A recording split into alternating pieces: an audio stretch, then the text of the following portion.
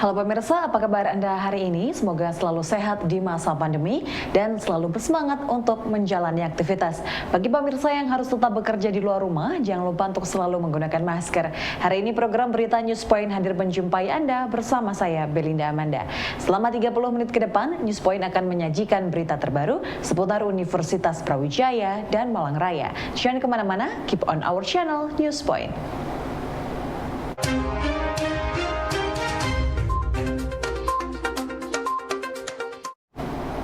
Pemirsa, tahukah Anda bahwa hak cipta dan paten merupakan karya yang dapat didaftarkan agar terlindungi namun memiliki perbedaan?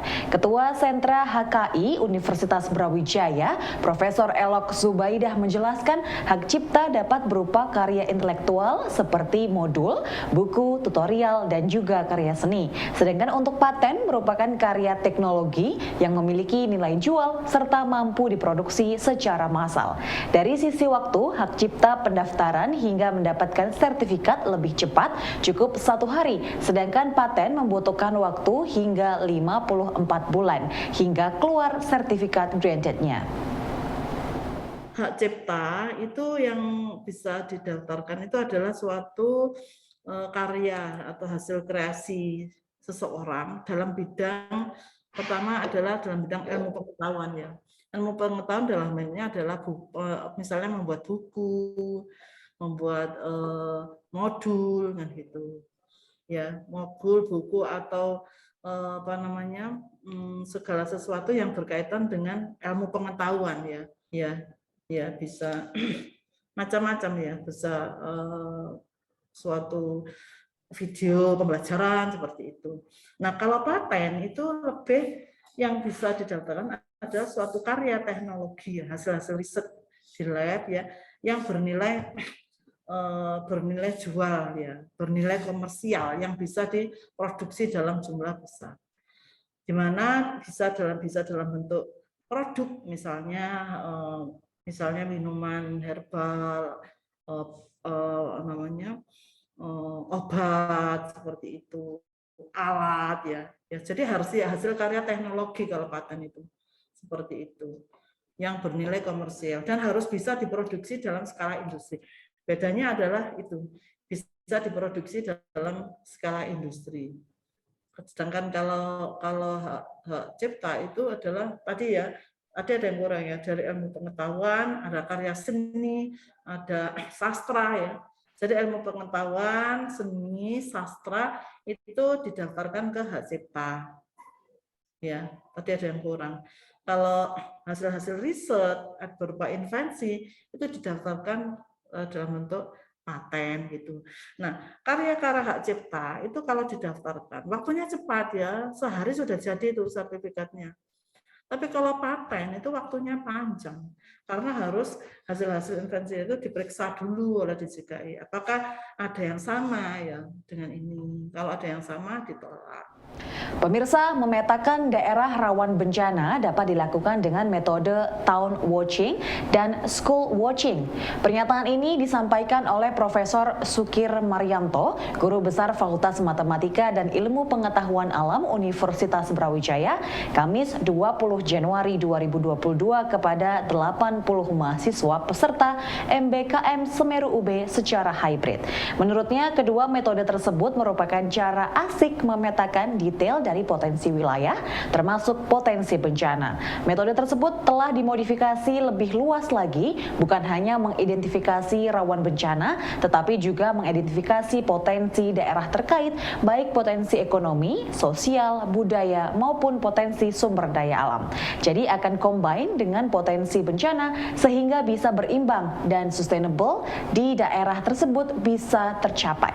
Mahasiswa atau masyarakat dilibatkan untuk diajak berjalan-jalan mengetahui kondisi real daerahnya sendiri.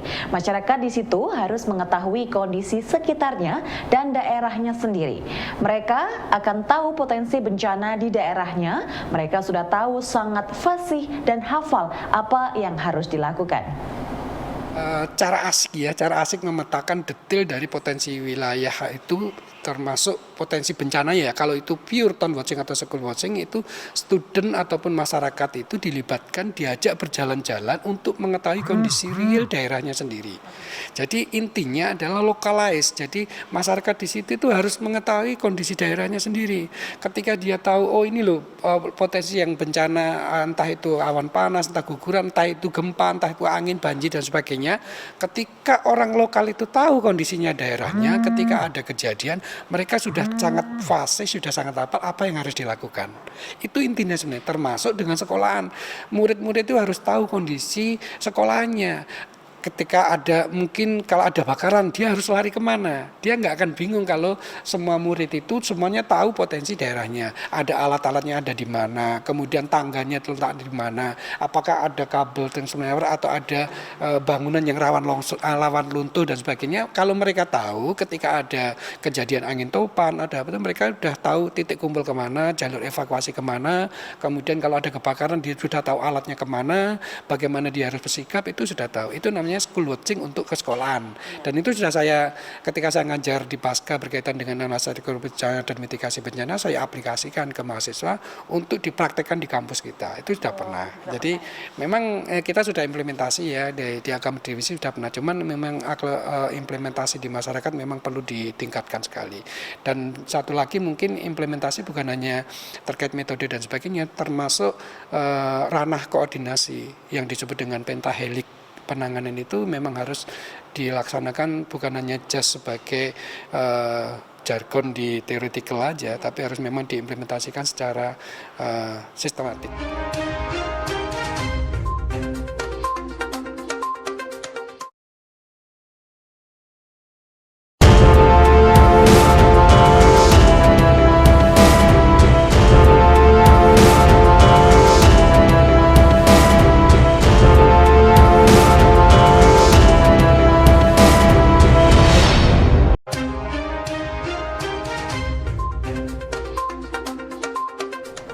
Pemirsa, aksi korporasi yang dilakukan oleh Bank Digital pada tahun ini diperkirakan akan berlanjut dan menjadi sektor investasi yang menarik tahun 2022.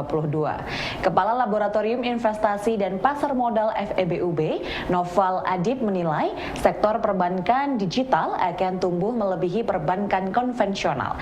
Selain itu, sektor teknologi pada tahun ini juga akan tumbuh seiring dengan semakin familiarnya penggunaan teknologi dalam aktivitas sehari-hari.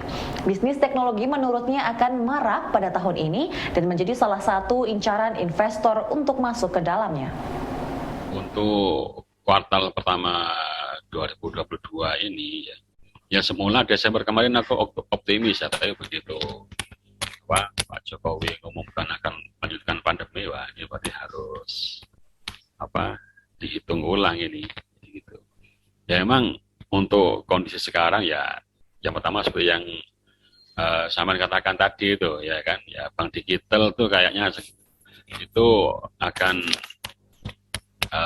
lebih leading ya kan dibanding bank konvensional ya. Begitu, itu udah mulai tumbuh ya. Nah, yang kedua adalah sektor teknologi ya. Nah, itu kebetulan kemarin aku juga belanja MTK itu ya, dalam mahkota teknologi itu. Gitu. Nah, itu juga akan bangkit juga itu ya, teknologi itu. Kemudian jasa ekspedisi, nah itu juga ya kan, karena sekarang ini di saat masih diberlakukannya PPKM di mana-mana, itu banyak orang yang lebih mengandalkan ini jasa ekspedisi. Adapun yang lain-lain ya akan tetap tetap tumbuh ya, terutama sektor-sektor yang terkait dengan basic needs ya, itu pasti kan akan selalu dikonsumsi orang itu ya. Pemirsa, pemulihan ekonomi pada tahun 2022 ini berdampak positif bagi dunia perhotelan dan pariwisata. Salah satu dampaknya adalah mulai meningkatnya permintaan SDM di bidang perhotelan. Hal tersebut diakui oleh Direktur IDEA Indonesia Academy, TBK Eko Desrianto, yang mengaku permintaan kebutuhan SDM dari hotel dan resto mulai naik. Namun ada perubahan paradigma dalam merekrut karyawan pada masa pemulihan ekonomi ini. Jika semula rekrutmen karyawan kontrak menjadi daily worker, hal ini disebabkan dunia usaha masih menunggu situasi sosial ekonomi yang ada dengan kebijakan penanganan pandemi dari pemerintah. Apa yang kami baca, kemudian dari hasil diskusi dengan para pelaku industri, di antaranya ada IHGMA, Indonesian Hotel General Manager Association, karena mereka usernya langsung di masing-masing unit. Kemudian ada IHKA, Indonesian Housekeeping Association, kemudian ada HAFLA, Hotel Frontliner Indonesia Association, kemudian ada ICA, Indonesian Chef Association, kemudian ada HHRMA, Hotel Human Resource Manager Association. Mostly dari apa yang kami dengar dan kami diskusikan dengan mereka adalah kebutuhan tenaga kerja pada mulai akhir tahun 2021 kemarin sudah mulai meningkat signifikan dibandingkan sepanjang 2022 dan semester pertama 2021. Nah, peningkatan ini seiring dengan kembali normalnya operasional hotel di akhir 2021 kemarin. Gitu. Jadi di rata-rata okupansi dimulai bulan Juli Agustus itu sudah di atas 70%. Ini rata-rata okupansi, city okupansi di hotel-hotel brand terutama. Gitu, di hotel-hotel yang memang punya brand awareness cukup baik di end user gitu. Nah, dari situ otomatis meningkat juga kebutuhan mereka terhadap tenaga atau karyawan perhotelan. Nah, paradigmanya sedikit bergeser, Mas. Jadi kalau dulu itu karyawan direkrut langsung menjadi karyawan kontrak, gitu ya. Nah, kalau sekarang ini industri itu masih belum terlalu firm keyakinannya mereka. Pemirsa, produktivitas ternak sapi di Indonesia yang turun dan tidak sebanding dengan kebutuhan menurut Guru Besar Fakultas Peternakan Profesor Trinil Susilawati, salah satunya disebabkan oleh kualitas sumber daya manusia. Trinil menilai pada setiap teknologi membutuhkan kemampuan SDM yang memadai. Maksud kami dalam hal peningkatan produktivitas sapi, Trinil melihat kualitas petugas inseminator dan peternak masih kurang. Hal ini berdampak pada manajemen pengelolaan sapi dan kandang yang masih belum sesuai standar dan berujung pada rendahnya produktivitas sapi. Selain SDM, penentuan jenis sapi yang selama ini ada juga menjadi penyebab lain turunnya populasi sapi di Indonesia. Yang pertama saya melihat adalah SDM, ya, SDM. Jadi memang setiap teknologi tinggi itu harus dibarengi dengan SDM. Jadi skill daripada SDM. Sebagai contoh saja, inseminasi buatan itu mulai berkembang tahun 54 ya Pak ya, sampai sekarang. Tetapi pada waktu di lapang itu kita menemukan inseminatornya itu belum sesuai dengan standarnya gitu, tekniknya. Begitu juga dengan peternaknya. Peternaknya harusnya memelihara dengan memberikan pakan yang bagus, misalnya begitu. Kemudian perkandangannya juga. Nah, ini yang kurang menurut saya, SDM-nya. Itu yang pertama. Yang kedua adalah peran pemerintah dalam hal ini, kebijakan pemerintah di dalam menentukan bangsa sapinya, Pak. Jadi mulai tahun 70-an itu banyak sekali atau didatangkan sapi yang namanya limusin dan simental. Nah, itu sapi dari Eropa. Dia tidak tahan terhadap lingkungan yang ada di Indonesia. Lah, kenapa dampaknya apa? Ya, nanti menjadi tidak adaptasi. Jadi kalau sapi lokal itu dikasih pakan yang jelek saja, dia bisa beranak. Tapi kalau sapi impor tadi, limusin simental, itu harus kualitas bagus. Jumlahnya harus, pakannya juga jumlahnya banyak.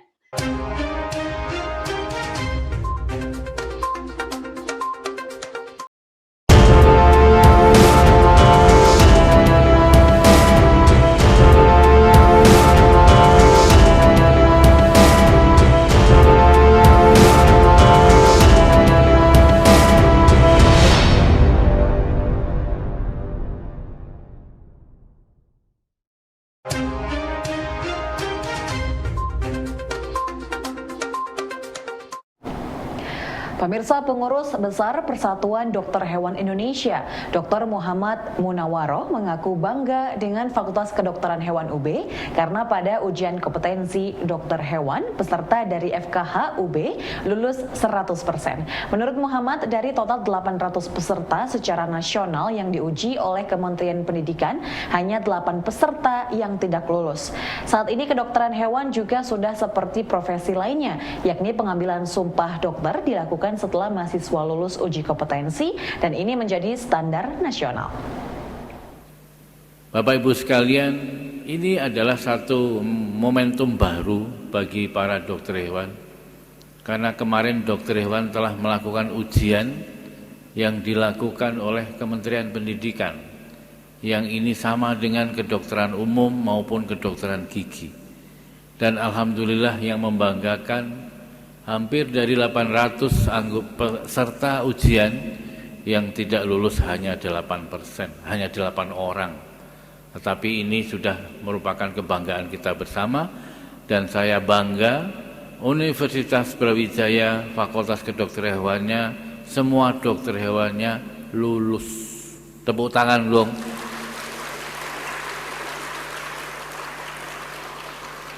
Ini kebanggaan bagi kita semua. Saya ucapkan terima kasih kepada Bu Dekan yang telah mengantarkan mahasiswanya untuk bisa lulus menjadi dokter hewan. Ini satu momentum baru, karena pada sebelum yang namanya UKM PPDH ini, dokter hewan lulus dahulu, baru ujian kompetensi. Tetapi sekarang kita mengikuti aturan umum, dokter hewan bisa lulus kalau lulus ujian kompetensi. Dan alhamdulillah ini menjadi standar nasional, sehingga PBPDHI pun juga bersenang hati karena kualitas dokter hewan itu bisa sama, baik berasal dari fakultas kedokteran manapun. Pemirsa, kebijakan pemerintah mendatangkan sapi limousin sebagai bibit sapi di Indonesia, menurut Profesor Trinil Susilawati dari Fapet UB, memberikan dampak tidak bagus dalam jangka panjang. Menurut Guru Besar Fapet UB ini, sapi limousin tidak cocok dengan iklim tropis di Indonesia dan membutuhkan biaya perawatan yang lebih besar. Dalam hal inseminasi, adanya kawin silang dengan sapi lokal yang menyebabkan inseminasi harus dilakukan berkali-kali. Hal ini berbeda dengan sapi lokal yang cukup satu kali proses inseminasi, dan dirinya meminta Balai Inseminasi milik pemerintah menyediakan bibit sapi lokal yang memiliki kualitas yang tidak kalah dengan sapi limousin. Adalah peran pemerintah dalam hal ini, kebijakan pemerintah di dalam menentukan bangsa sapinya, Pak. Jadi mulai tahun 70-an itu banyak sekali atau didatangkan sapi yang namanya limusin dan simental. Nah, itu sapi dari Eropa. Dia tidak tahan terhadap lingkungan yang ada di Indonesia. Nah, kenapa dampaknya apa? Ya, nanti menjadi tidak adaptasi. Jadi kalau sapi lokal itu dikasih pakan yang jelek saja, dia bisa beranak. Tapi kalau sapi impor tadi, limusin simental, itu harus kualitas bagus. Jumlahnya harus, pakannya juga jumlahnya banyak. Nah ini yang menjadi masalah. Saat ini karena mulai tahun 70-an sampai sekarang, itu darahnya itu lebih banyak darah limusinnya. Jadi kemarin saya lebih concern sekali, saya sampaikan di forum itu adalah sebaiknya balai-balai inseminasi buatan itu lebih menyediakan sapi lokal. Dan ada alasannya loh, karena masyarakatnya sudah minta yang limusin simental. Harus dilakukan edukasi, harus disosialisasikan. Ini loh dampaknya. Gara-gara disilang-silangkan dengan limusin simental, itu kawinnya tidak bisa satu kali begitu Pak. Harus berkali-kali baru jadi. Tapi kalau lokal itu satu kali bisa jadi. Pemirsa, hari ini Kamis 20 Januari sebanyak 96 dokter hewan baru Fakultas Kedokteran Hewan Universitas Brawijaya dilantik dan diambil sumpahnya di Gedung Samantakrida UB. Ketua Pelaksana Sumpah Dokter sekaligus Ketua Program Studi Profesi Dokter Hewan, Dr. Sofan Rikiawan mengatakan bahwa profesi ini merupakan periode ketiga sumpah dan pelantikan dokter hewan FKHUB yang diselenggarakan secara luring terbatas.